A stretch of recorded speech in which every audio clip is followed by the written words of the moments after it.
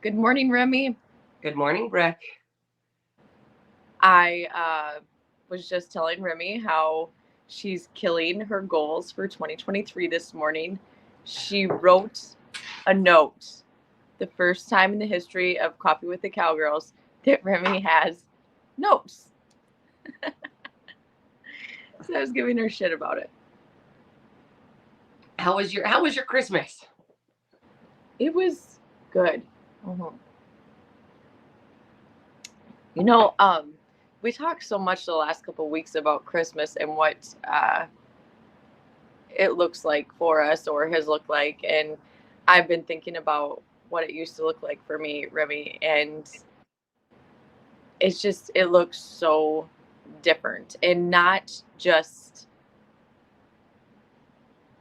the scenery doesn't just look different, but I have changed so much from 5 years ago, 10 years ago. And I think about that. I've thought about it a lot because of our conversations, and it's a little weird. Um, It's crazy. I used to be the queen of wrapping presents. I loved to wrap presents. I had very extravagant wrapping skills. And the other day I was wrapping presents with painting tape. Yeah. Painting tape. There's no bows. I was writing on them with a magic marker. Very not who I used to be. I wouldn't wait till the last minute to. I mean, there's just so many things that I've. It's weird, a little weird. Yeah, it was like 80 something degrees here for Christmas. We did tacos and tamales for Christmas Eve, and so we had a bunch of our neighbors over. It's very laid back. And then woke up the next morning, did Santa and all the presents, and then I cooked a 21-pound turkey for 8 of us. So we had a giant turkey, but there was either like only a 12-pound turkey or a 21-pound turkey. So we went with Do we 21 have pounds. a few leftovers? Yeah, and so my other friend was here doing something, so she came in to eat Christmas dinner, and I was like, well, and she was like, well, like, do you need help? And I was like, no, everything's done. I did mashed potatoes, peas, corn, turkey. I think that's it. Like a very minimalist giant turkey dinner. It was good. And then we did dessert and we were all in our pajamas. And I was like, look, we grew up with like the full giant Christmas dinners with 9,000 sides and you had to dress up. And I was like, it's Feels not. kind of nice. Yeah, I was like, it's not for me. Like, I'd rather enjoy my friends and family than have to dress up all the time.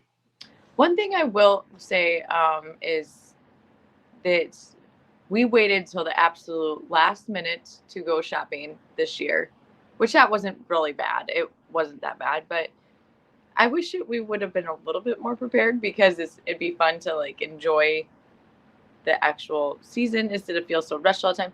But it really was not that bad. I think that we left on Friday at 5:36 to go shopping, Brandon and I, and we find out that the stores close at 8:30, which seems so weird, but I think that it's a COVID thing maybe, or You they know, I can't staff them. Who Well, I knows? think too is like I think it's post COVID, and I think like it's the same thing. Like a lot of places shut down on Black Friday this year, right? It was only digital for Black Friday, and I think it's good to not be open, 24 hours a day. Like the season isn't. I mean, it isn't just about presents and stuff like that, but it is about hanging out with who you want to hang out with and enjoying your time off. So I'm kind of glad that a lot of places were shut down. Honestly. Well, I I mean, not and like I'm the same way. We thank God for my mom because she did all the Christmas food shopping, and then we got tamales from the lady that cooks tacos for us, so I nice. didn't have to do a lot of stuff. Um, well, actually, so I discovered Costco last week, by the way, Remy, and have now spent from what record-breaking amounts there in the last week. I've been there twice. It's amazing. I love it. Uh, Okay, so and side note: do you go to Costco with a planner, or you go the wanderer that goes through all the aisles? I'd never been there before, Remy, and I bet before last week, I'd never been there. Now I've been there twice. And so I definitely, the first time, went through all the aisles in amazement because there's so much cool stuff there. The second time, I kind of knew where I was going, but yeah, Costco is See, the problem with Costco is you go there for $5 batteries and you come home with a giant stuffed animal and 14 pounds of chocolate you didn't need. Yeah, like you ain't coming out of that store with just batteries. No. So James and my mom like to go down every aisle. And I'm like, I need these things. I am not diverging. This is what we are getting. Otherwise I'll be in Costco for like 6 hours and I'll leave with nothing that I came there for. And I actually accidentally ended up at Costco for the first time one day last week because I was having a tantrum, having a baby meltdown, found myself in the parking lot of the local farm store crying over what I'm not really sure. Next thing I know, I was in Chandler at Costco. My truck drove itself there. yeah. So I went in there and I had a lot of stuff on my cart. And I would run into people in the aisleway and they would make comments like, oh my God, I think you can squeeze one more thing in there. And we'd laugh. And I get to the cash register and both of the people that are helping me check out are like, oh my God, you've got every inch of this cart used. I'm like, I mean, in all fairness, I've never been to Costco. I didn't know what to expect. And they're like, started laughing. And at the end, they told me that the people that I live with probably wouldn't allow me to go back to Costco by myself. It was a fun night. I felt better after I left there. Good. That's all you need. Yeah, no. I grew up going, it used to be called Price Club. I grew up going there. And then where we live now, there's not really one that's super close. So I highly recommend the food. Oh okay. my. Like the prepared food, I got just a few things. Well, the shrimp ring, super good. I had mac and cheese that I bought that was prepared. Amazing. I I don't know. There was just not very many things that I disliked from Costco. I No, won't put it off. all their prepared food is really good. So Yeah, my mom goes there a lot and like reportions it and freezes the rest of it. So great yeah. idea. I love it. So back to Christmas. We really just enjoyed our family, food, and we worked a little bit and like we hung out with the neighbors and watched them rope and drank beer. It was definitely my kind of day. Fun. It was not like I'm with you. I'm over like I don't want to do the big dress up and the big I don't want to do that. No, I don't either. And I guess maybe I'm robbing my children of something, but I doubt it. it was we had a lot of fun. We had like I said, we had tacos and tamales, so people brought sides. The tamales that Stella makes are amazing, and my brother cooked carne asada, and Hector brought more sides. Sarah brought other sides. It was delicious. And then I got for Christmas. This is like a perfect example of what California looked like. See, it looks like the ocean. It's like Oh, did somebody make it for you? I don't know. My kid bought it from school. You give them like $1 to buy presents, but it's like my new favorite mug. So, my boys did good for me this year. I recently learned how to cook with cast iron, and now that's what I like to use. I just once you learn how to use cast iron, because I think there's a learning period to it. Once you figure it out, it's really hard to cook on anything else. Like you just think it tastes better. It tastes better. It's easier to use. I love the cleanup of it. So they got me quite a few cast iron pieces, and yeah, they did really good. So that was James got me a very fancy sewing machine and a very fancy headstall. So, I got cookware. You get things for your horse. I mean, but Yeah. I love my cookware. So I started using, because I use a lot of cast iron, but then I started using a thing called Our Place. And it's ceramic coated cast iron because I have an induction cooktop because we don't have gas where we live. And it's amazing because it's like ceramic covered, so your eggs, so you don't have to use a lot of grease to cook your eggs, but it is cast iron. a lot of what? Like, you know, in cast iron, you have to use like grease to cook your eggs. Like, you have to use a fat to cook your eggs. Yeah. And James doesn't like his eggs brown. So, um, but Our Place is like these super pretty colored pots and pans, but they're ceramic coated cast iron. So when you're cooking stuff like that, you don't have to use anything on them. Everything slides off, and you don't have to worry about Teflon getting in your system. So Interesting. Well, for years I cooked with the shitty Teflon um, pots and pans and whatnot, but my mother-in-law gave me a cast iron Dutch oven, and after, well, I think I had a pan in the beginning, and I put it in the dishwasher, which you don't do. I had to give it to Goodwill. I've since learned my lesson. But the Dutch oven thing, I freaking love. Like, I use it for everything. And so the boys bought me a huge one. Like, it is so big, Remy, I can barely lift it. I don't know what I'm going to do when I get food into it. So that's why I'm you have to excited. cook them out. The big ones you have to cook outside on those little fires that are like 3 inches off the ground because you can't lift them We up. both know we're fucked if I'm cooking over a fire. So it better go in the oven. I don't know. I'm not going to cook on a fire. No, so back to my notes. We have a lot Just of. a second before we go to the notes, I got to tell this story. I think that I shared a little bit of it on Facebook. I know. But it was like the perfect timing. It was the perfect everything. I feel like God has a way of like placing people in front of your path to make you remember how great life really is. And because we went to our neighbors, and there was just a bunch of their friends that showed up to rope, and the one lady showed up with her daughter and another friend who's disabled, and they were both sitting there watching, and she introduced me to these Shelby and Owen. Her daughter is Shelby, and she was probably in her 40s, I would say, and she was born blind. um, she cannot see anything, can't decipher lights, and nothing. And then Owen, um, he was probably in his 50s, and he had gotten a car accident when he was 17. And he's been, I don't think he's quite paralyzed, but he definitely has,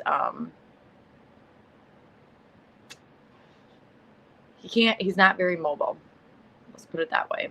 And both of these people were so happy to be in the sunshine, surrounded by people who enjoyed horses because they both loved horses.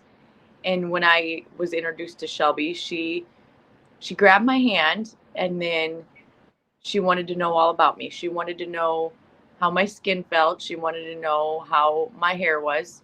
And so I just sat next to her, and she played with my hair for like 10 to 20 minutes for me. And we talked. And then my dog came up and was in between her legs, and she wanted to feel Maeve's ears, make sure that they were long. She wanted to feel her tail. And then she just sat there and hugged Maeve. And I feel like dogs know because Maeve never moved. And um, it was like just, it was kind of emotional because we bitch about really dumb things. Like, we bitch about small things that have just stupid. It's stupid that we even bitch about them. And then you see somebody like Shelby and Owen who are truly just enjoying life, and it just puts it into perspective. Like, we bitch about really stupid things. It it it it does. You come across people like that, or it's like someone tells you their story. So like for people that know my mom, right? She's like very happy all the time. She remembers everybody's name. She knows who they ride with. Like she's amazing. And she's always pretty upbeat. But like when you know my mom's story, it's the same thing. So um, I should not bitch about my life when I think about all the stuff she went through and that I was like party to, right? My dad and her had a painful divorce on her end. She got diagnosed with breast cancer, had a got diagnosed on Friday, had a double mastectomy on Monday, broke her shoulder and her rotator cuff, then fell in an empty pool chasing ducks for my science experiment, broke her heel. Like, then she got in a car wreck a couple years later, and it's all these things. And I'm just like, one of those things would be enough to put someone under. And she survived all of them with minimal scarring, really. And so, yes, I shouldn't complain because it's the same thing. Like, it could always be worse, but also, like I said, it's how big is your plate? How big is your bucket to carry things? But it's good to have experiences like that, especially that are positive, because it puts you in a different perspective of how lucky and blessed we are to have what we have. I think just like I walked away and I'm like, be grateful. Be grateful. I mean, I don't know. I'm so glad that I met them. I'm so glad that they were placed in my path. And because we've been bitching about cattle that we've been trying to treat, and it just seems like they don't get better. And I'm like, you know what? As much as we'd love to come out and everybody be healthy out in that pen, they're cows. At the end of the day, it's cows, and we're trying, and this is a life. So I had to share the experience because it was definitely one worth mentioning. It was pretty cool. So probably a highlight of my Christmas. Well, that's good. But things Now, it's funny too. Like we'll get to this after I get to our calendar, but it's part of our topic is goals, right? It seems like every year we have to reinvent ourselves, right? Because what we did last year is now the bare minimum for next year, because we might have built our empire, but now we have to defend it. And I was telling James yesterday, we're sitting in here and we're dealing with the same shit we deal with every year. And it's the same thing for me. Like, I was never positive. I was never optimistic until I had kids. So now I'm cautiously optimistic all the time. And I told him, I was like, we built our empire. We built our fortress. Let them come for us. And they'll come for us. They always do. It's always a new enemy at the gates. I said, but at the same time, we now own a bunch of little factories in our cows south of us that are sitting there making us money. And I said, and you're happy out there. So let them come for the fortress. We've survived it before. We'll survive it again. But just take a breath and be grateful for everything that we have in the life that we've built. Because while it feels like a struggle, it's not. It's the same thing we've talked about before. It's not the struggle that it used to be, right? Like, you think about how little you used to have, and now when you want to complain, you're like, I would have died then to have what I have now. And it's not enough now. So it is good to have that perspective, especially to find, like, it's like you said, her stroking your hair and holding your dog, like, to see pure joy in someone else, it's infectious. And it's such a little thing. Yeah. Think about it, right? It's for me, it's like I walked down the barn aisle yesterday talking to someone, and I'm sitting there in my black mirror, like I was sitting in front of her stall, not because it was her stall, she's just on the end of the barn. And I was sitting there, and all of a sudden I feel like breath in my ear, and it's just like this little black muzzle loving on me. So, So look, my notes, I'm going to go through my notes. So this coming weekend, New Year's Eve weekend, Kruger Performance Horses has an RSNC. So go check out Breck's Ranch. They have they redid a bunch of stuff. So now it's not floating in water. They're ready. We hope. I know. Hey, look, they're calling for a week of rain out here, and we're going on vacation. I'm so stoked about it. Oh, And then for us, we have the Not Avi Challenge January 27th through the 29th, which is USTPA and Legacy. But that same weekend, if you don't want to come to California, Breck has a cowgirl camp in Arizona. Yep, She has Top all. Can Cowgirl Challenge. Yeah, and then she has a cowgirl sort in February. She doesn't know the date because I for can't once, remember the date on that, but that's always a Breck fun is one too. yeah, Breck is more. There's a moth in my house. I don't know. Breck is I'm more organized than Breck for once. March 18th is the American West Horse Sale, and that is Breck and Brandon sale in Arizona. Last days to get your horse in is February 6th. Catalog goes into production. So if you have a horse and you want to sell it at the American West Horse Sale, contact Breck. Let me know. Yeah. March 24th through the 26th in Hemet, California.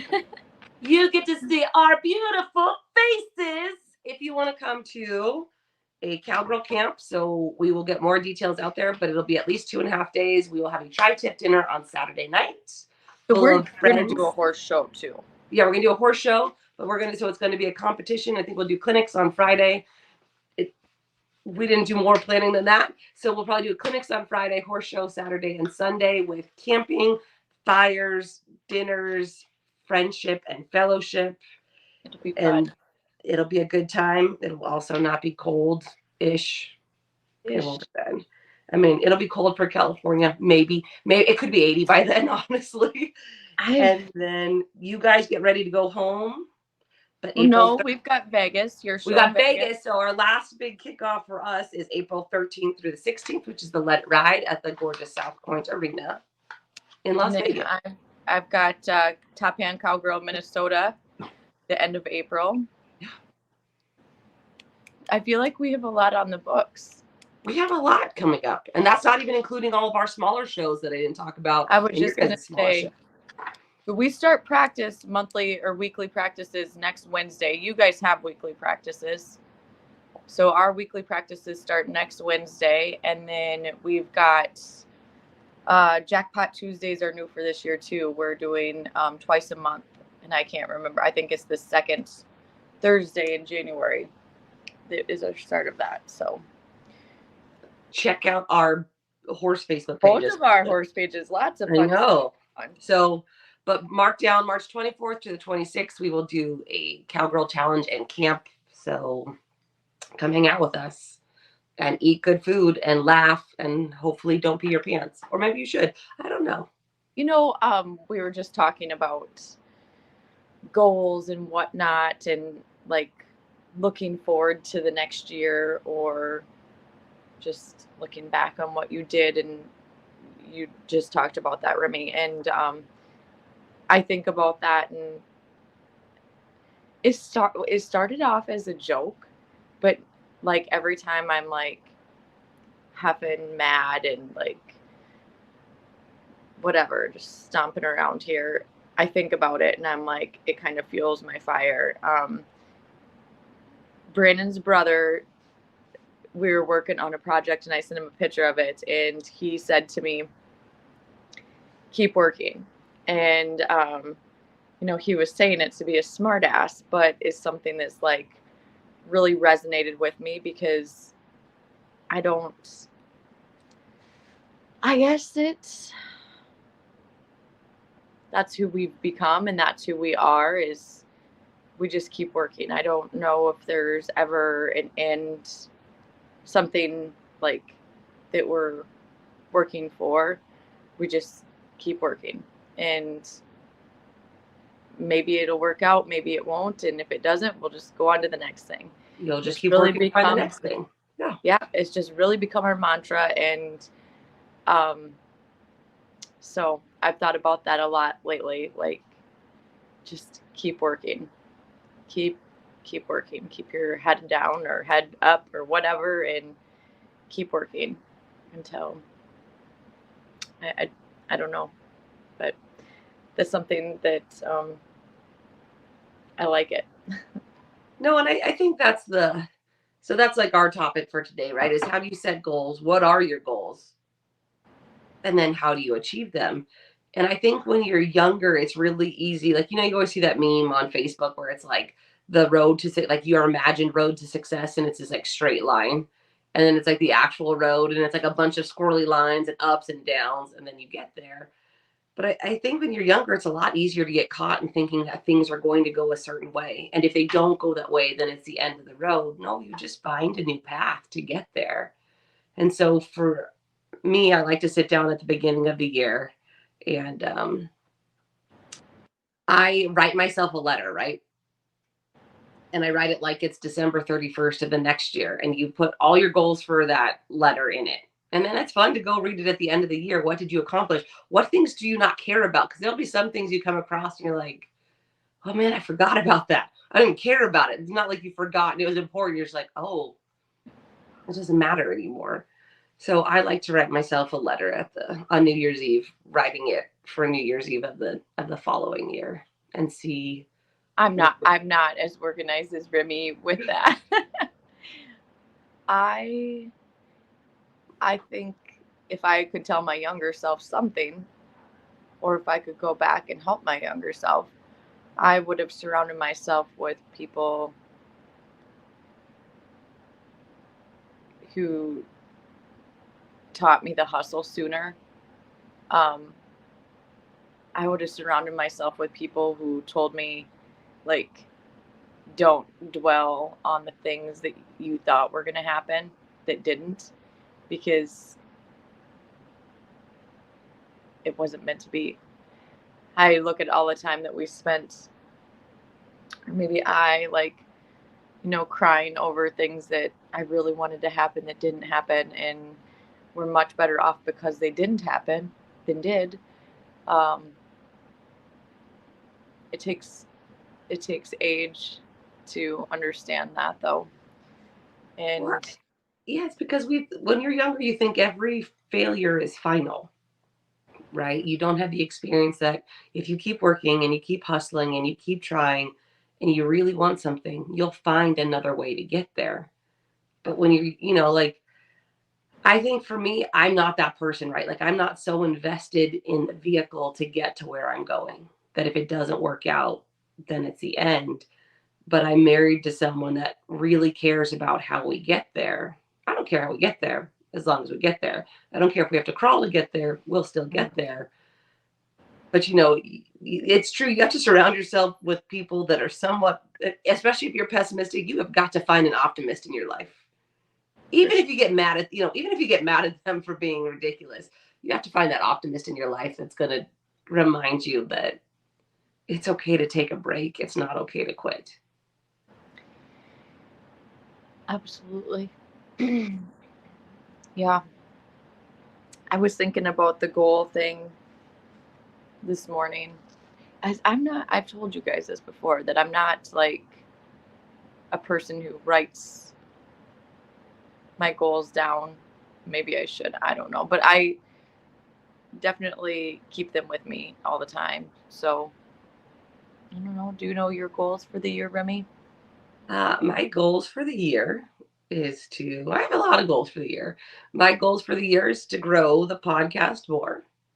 Um, I want to do some more of the cowgirl and cowboy camps just because I really enjoy teaching people. I really enjoy helping people. I love horsemanship. I love It's like a horses. high. Yeah, I mean, and I really enjoy it. So we have a side note. I had a horse in training that was not particularly nice. He wasn't bad. She wasn't bad. She just wasn't. But she wasn't what I normally do, right? She's not really a performance horse, but she was bullying a lady that is very, very nice.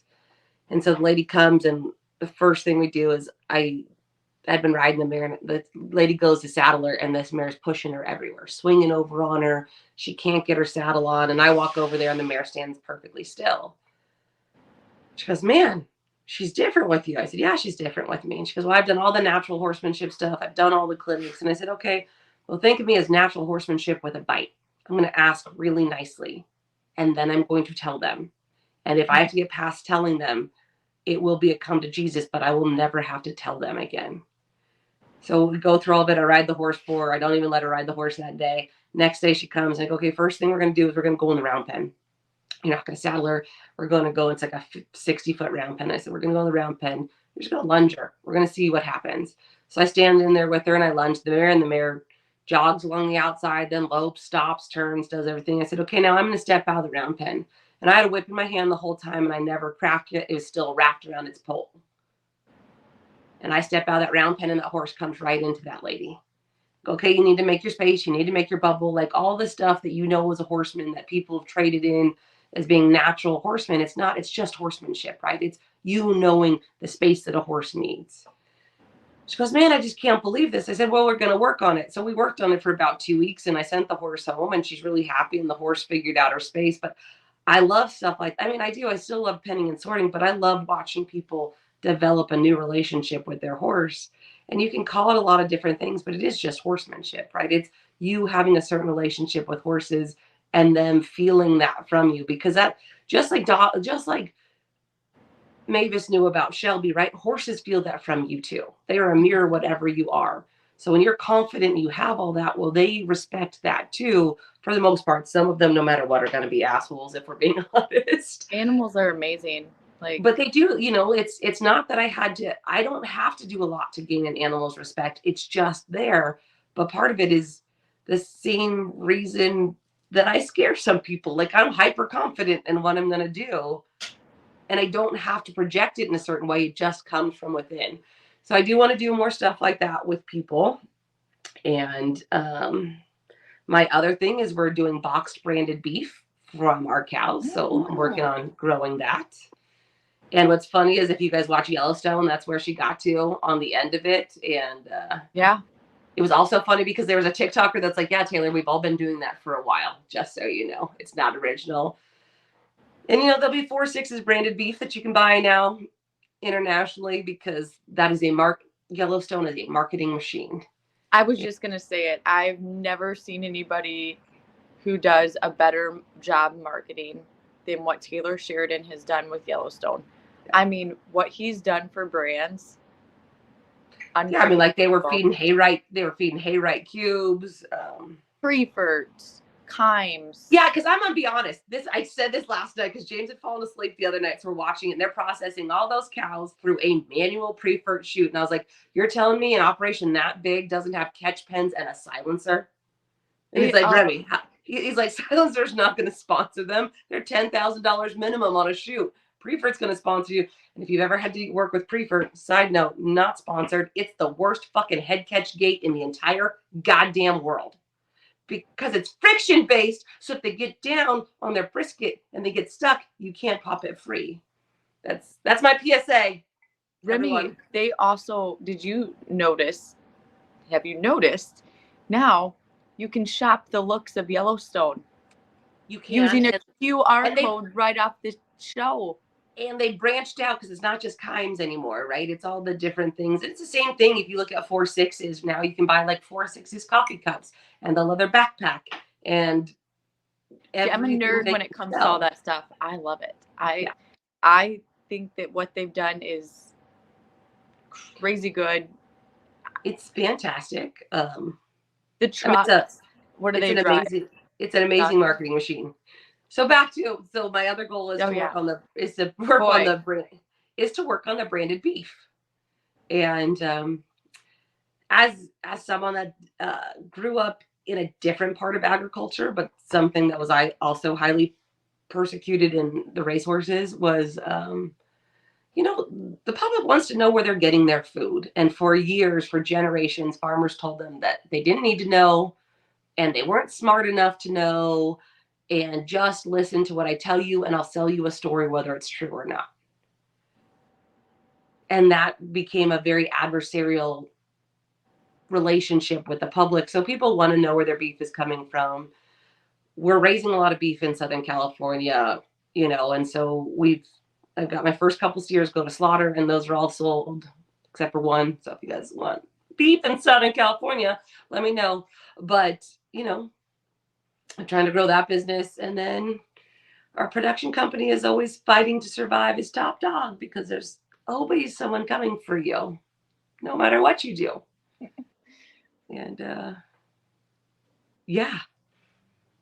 So I'd like to, for what told someone the other day, I was like, I would like to stop slaying dragons for just one day, right? I'd like to stop defending the castle for one day, just one day, because you have to reinvent yourself every year. And like, there's only so many versions of me that are worth a shit. So I think I'm going to start running into shitty ones after this year.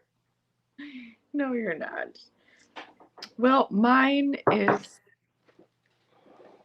somewhat better than, or somewhat better, somewhat similar to yours. You can say it's better. It's okay. No, it's not better. No, I want to work towards efficiency because I feel like it took us 2 years to just get to the point that we're at today.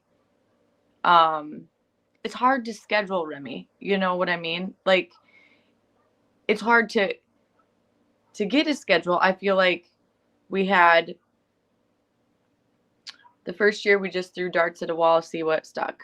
Yeah. And then last year we were able to kind of hone in on it more. And then this year it seemed a little easier to put a schedule together where we're not like conflicting with as many people. But it's hard. We talked about this. There's a lot of events happen in the area.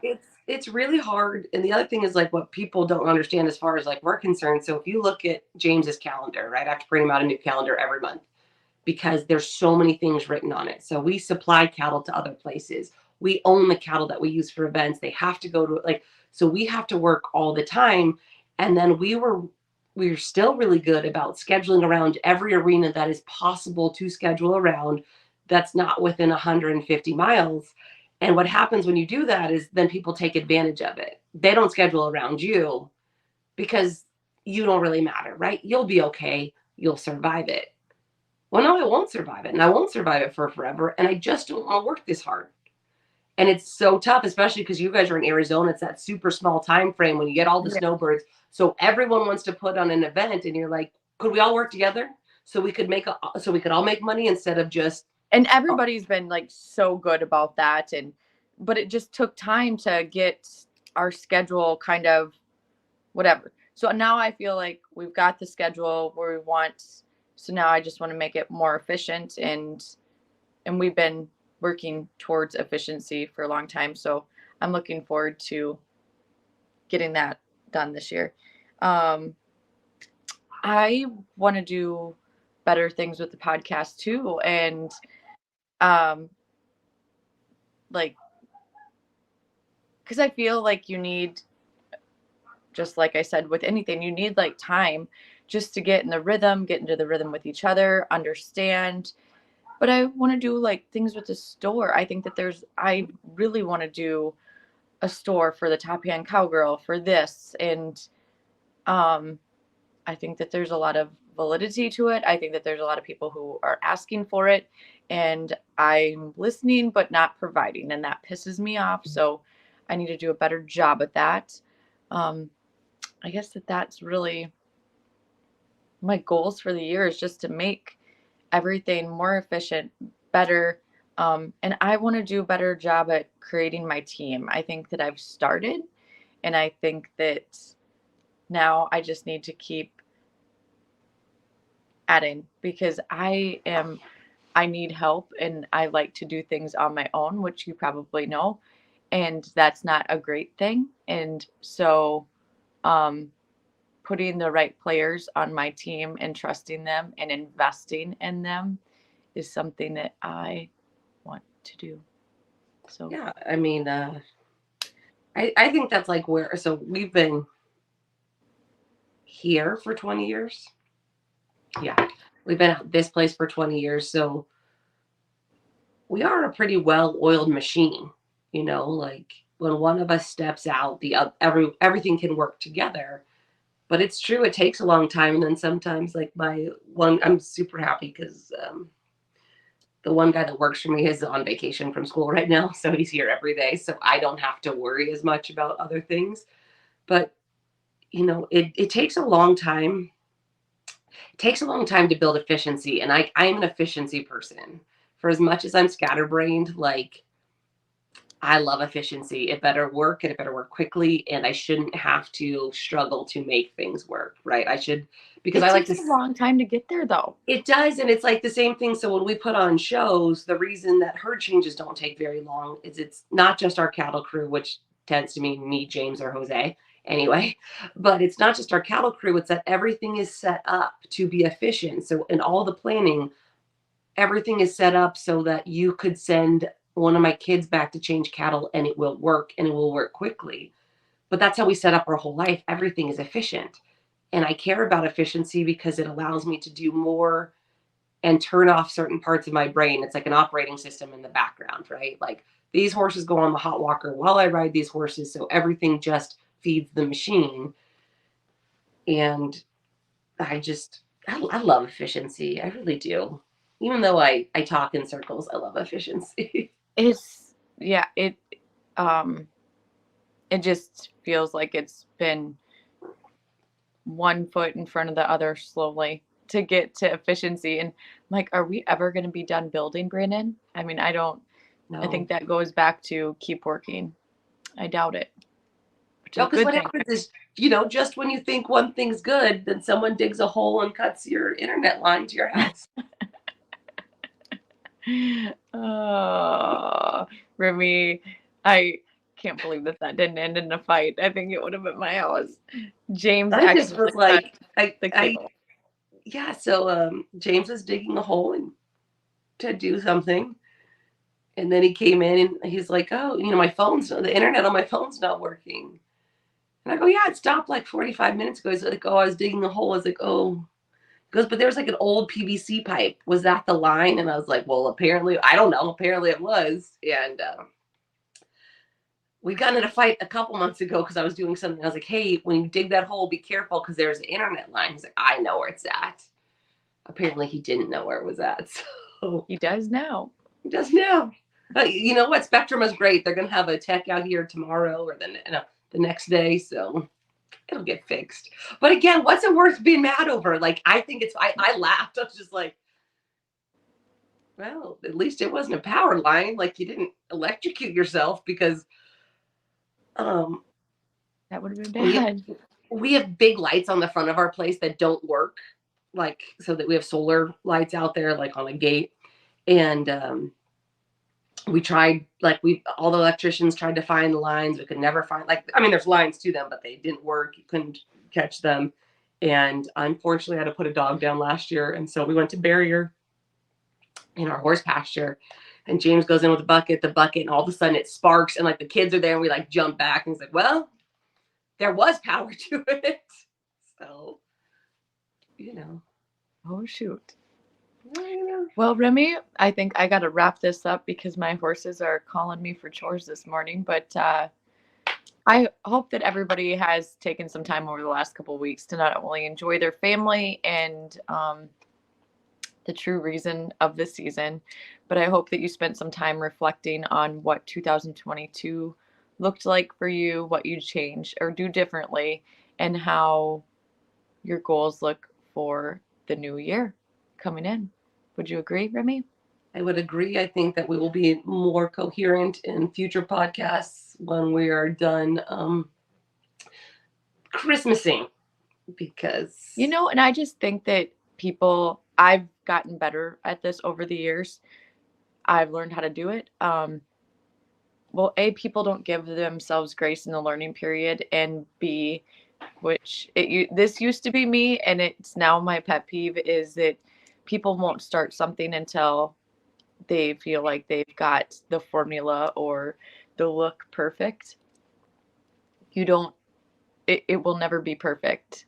So it then you will, won't, therefore you never start. yeah, it will never be perfect. There will never be the right time. And so I would tell everyone to write down your goals. I know you don't, but write down your goals in some way and Yeah. tuck them away somewhere. Because also sometimes you write down a goal that makes you laugh when you come back and look at it. So, laugh at yourself, but make big goals and then figure out how to get them, or make no goals. I don't know. I'd like to make Well, I goals. feel you should make something. Make Yeah, something. Doesn't have to be big. It could be small. or small. Um, could be drinking your gallon of water a day. It Yeah. could be, Something to propel yes, you forward. Find good people to surround yourself with. yes. So, as we come into the new year, Happy New Year, everyone. We will see you next week, but write down some goals. Think about what you want for the next year, and then give yourself a way to find it. We've enjoyed 2022 with everyone who has watched us. Thank you for that. Thank you for supporting us. And yes, Happy New Year. We hope that you have a great one. We'll see you in 2023. See you next year. Bye, Rem. Bye.